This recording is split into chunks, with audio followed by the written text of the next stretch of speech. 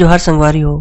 अगर आप मन ला हमार वीडियो पसंद इस होही तो वीडियो ला लाइक करो और चैनल ला सब्सक्राइब जरूर करो।